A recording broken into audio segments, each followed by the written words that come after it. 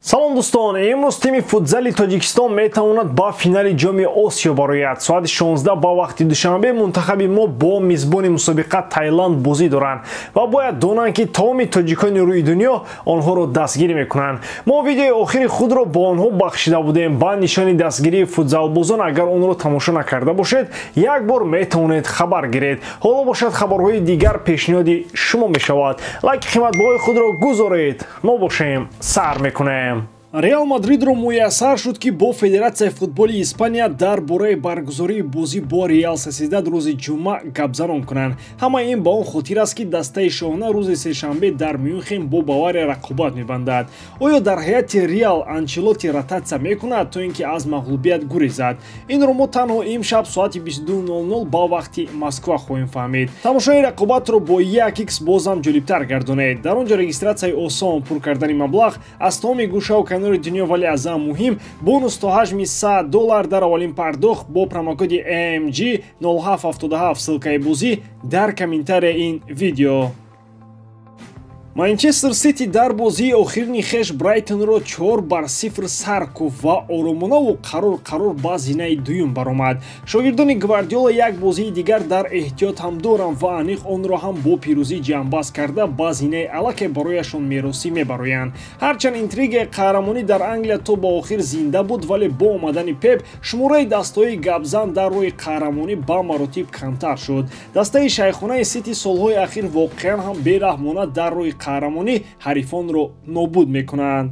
рақибони асосии шаҳриён ба мисоли Ливерпул агар ҳар мавсим дар охир ба қавле тамом мекунанд, Ман Сити бошад баръакс дар охири мавсим зуртару пурэнергитар мешавад.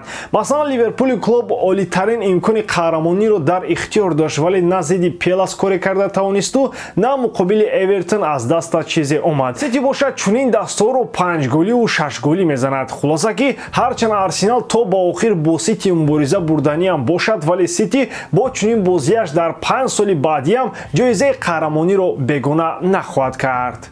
Аз Ливерпули сермушкил бошад клуб ки рафтанӣ аст, ин тим ҳам ба зудӣ мураббии нав пайдо карданӣ аст. Пештар агар оиди омадани Рубен Аморим ҳама мегуфтанд, вале акнун гап бештар атрофи даъвати Арне Слот меравад.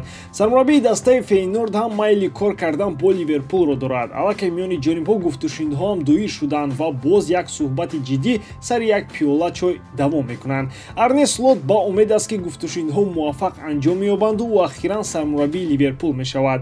Ба як гуфтаи мутахассиси 45 сола номзади асосӣ дар ивазкунии Юрген Клоп буда, сурхон аз барояш 9 миллион евро пешниҳод карданд, вале Фейнорд аз ин пешниҳод даст кашидаву пули бештар мехоҳад. Ҳама ин гапу чапро албатта ки хабаррасони чақон Фабрицио Романо боло бардошт.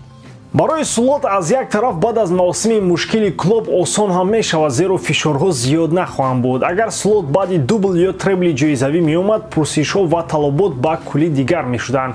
Слот аслан дар Нидерланд чун мураббиам ҷоизаи дохилӣ дораду ҳам ба финали Евроҷомҳо баромадааст. Корҳои мураббигиаш дар камбор ва азиям бад набуданд.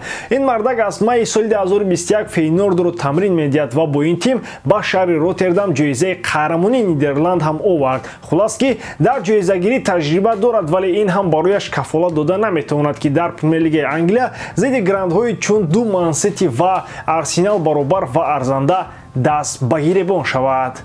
Гапи дигари дар мавриди трансферо он аст ки бо мондани хави дар Барса Бернардо Силва бояд ба Каталония биёяд. Ин ҳам яке аз талаботҳои хави буда, дар баробари овардани як нафар бояд каси дигар фурӯхта шавад.